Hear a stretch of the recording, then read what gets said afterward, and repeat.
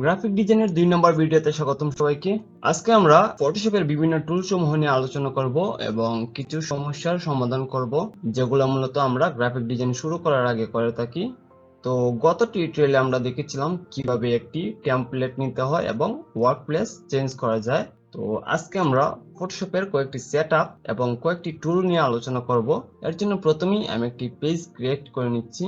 ওকে, দেন আমরা প্রথমে যে কাজটি করব সেটি হচ্ছে আমাদের আনডু এবং রিডু যে একটা হিস্ট্রি ব্যাক রয়েছে সেটি ঠিক করে নেব, না হলে আমরা ইচ্ছে অনুযায়ী আনডু বা রিডু করতে পারবো না। তো তার জন্য আমরা আগে লেয়ারটিকে আনলক করে নেব, দেন আমরা চলে যাব এডিট মেনুতে, এখন হতে প্রিফারেন্সে, দেন চলে যাব পারফরমেন্সে। এখন হতে আমরা কারো 20 থাকতে পারে, 30 থাকতে পারে, সবাই 1000 করে দিবেন। ওকে, দেন ওকেতে প্রেস করে দিবেন। এবার আসি আমরা ফাইল মেনুতে কি কি কাজ রয়েছে। ফাইল মেনুতে যদি আমি ক্লিক করি দেখতে পাচ্ছি এখানে নিউ রয়েছে, তার মানে আমরা Ctrl+N যদি প্রেস করি একটি নতুন পেজ ক্রিয়েট হবে এবং Ctrl+O প্রেস করলে একটি নতুন ফাইল ওপেন করতে পারবেন।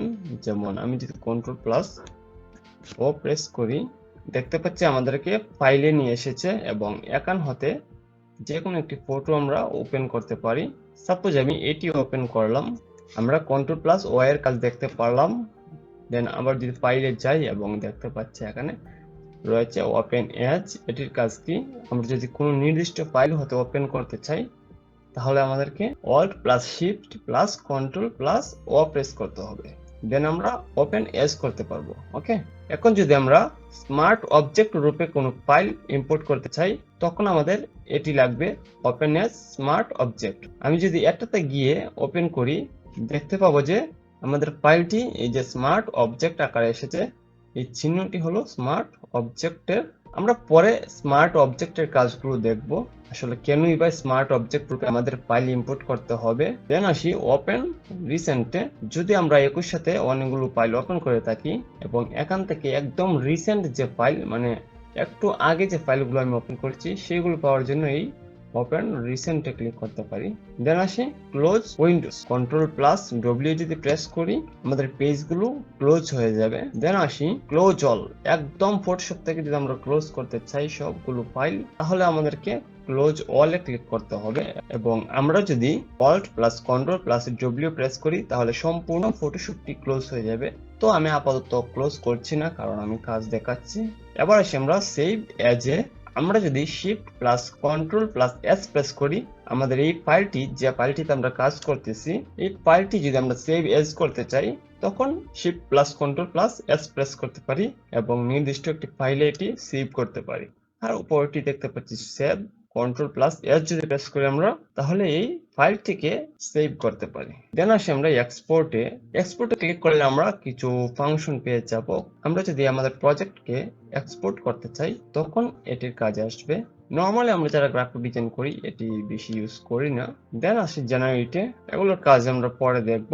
এবং শেয়ার প্রজেক্ট যদি শেয়ার করতে চাই এটি লাগবে শেয়ার অন বিহান্স। এটাতে ক্লিক করলে আমাদেরকে ওয়েবসাইটে নিয়ে যাবে, মানে এই প্রজেক্টটিকে আমরা অ্যাডোবি বিহান্সে শেয়ার করতে পারবো। বিহান্স হলো একটি পোর্টফোলিও ওয়েবসাইট তৈরির একটি প্ল্যাটফর্ম যেটি অ্যাডোবি দ্বারা নিয়ন্ত্রিত। চাইলে যাদের পোর্টফোলিও নেই তারা এই বিহান্স ইউজ করতে পারেন।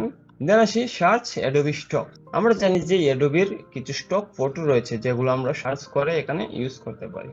ওকে, এর জন্য অবশ্যই ডাটা লাগবে। দেন আসি প্লেস এমবেডে। এখানে ক্লিক করে আমরা যে কোনো ফটোকে প্লেস করতে পারি, অর্থাৎ আমরা একই প্রজেক্টের ভিতরে আরো একটি ফটো অ্যাড করতে পারি, যেমনটা আমি এখন করেছি। এটি হলো প্লেস এমবেডের কাজ। তারপর থাকছে প্লেস লিঙ্কেড, এটির কাজও সেম। দেন রয়েছে অটোমেট, এখানে আমরা প্রেজেন্টেশন রেডি করতে পারি এবং বিভিন্ন ধরনের শীট তৈরি করতে পারি। তারপর রয়েছে স্ক্রিপ্ট, এগুলোর কাজ আমরা একটু পরে দেখব। দেন আসি ইম্পোর্টে, এখানে আমরা চাইলে কোনো ভিডিও ইম্পোর্ট করতে পারি বা ফ্রেম ইম্পোর্ট করতে পারি। দেন রয়েছে ফাইল ইনফো, ভার্সন হিস্টোরি এবং প্রিন্ট। আমরা যদি কোনো ফটোকে প্রিন্ট করতে চাই তাহলে Ctrl+P প্রেস করতে পারি। এই হলো প্রিন্টের কাজ। অনেক ক্ষেত্রে আমরা সংক্ষিপ্তভাবে এক কপি প্রিন্ট করতে চাই, যেমন এই ফটোটি এক কপি প্রিন্ট করতে চাই তাহলে আমরা Alt+Shift+Ctrl+P প্রেস করব, যার ফলে একটি মাত্র কপি আমাদের প্রিন্ট হবে। ওকে, দেন আসি next. Control plus Q press করলে আমরা ফটোশপ হতে একদম বেরিয়ে যাব। আমি কন্ট্রোল প্লাস কিউ প্রেস করছি এবং জাস্ট নোতে ক্লিক করে দিলাম। দেখতে পাচ্ছি আমরা ফটোশপ হতে বেরিয়ে গিয়েছি। তো যেহেতু বেরিয়ে গিয়েছি তাই এই পর্যন্তই ভিডিওটি শেষ করছি। পরবর্তী ভিডিওর জন্য অবশ্যই অপেক্ষা থাকবে। যারা বিগিনার রয়েছে তাদেরকে একদম বেসিক হতে শেখানো হচ্ছে, কারণ এই বেসিকগুলো যদি আমরা না জানি তাহলে আমরা কাজে এগোতে পারবো না। আপনাকে এক্সপার্ট বা মাস্টার হতে হলে অবশ্যই সবগুলো ফাংশন সম্পর্কে আগে জানতে হবে, দেন আপনি ভালো কিছু করতে পারবেন। আদারওয়াইজ আপনি শুধু প্রজেক্ট নিয়ে থাকবেন, আপনি আর মাস্টারিং করতে পারবেন না। ওকে, তো বুঝতে পেরেছি আমরা কেন একদম বেসিক হতে দেখছি।